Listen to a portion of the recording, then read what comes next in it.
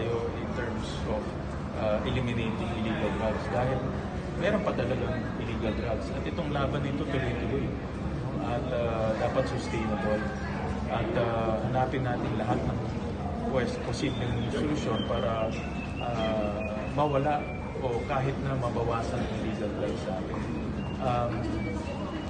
Nakikita ko hindi pwede tayong mag-relax dito.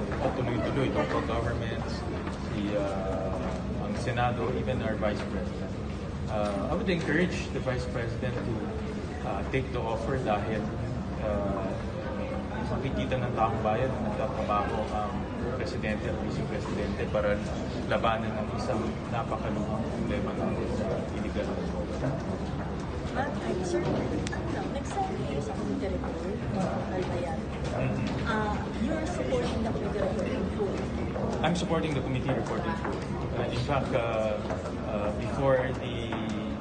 before pinapirma sa amin yung committee report, pinaikot ito 2 weeks in advance. I really appreciate the committee headed by Senator Gordon to give us an advance back.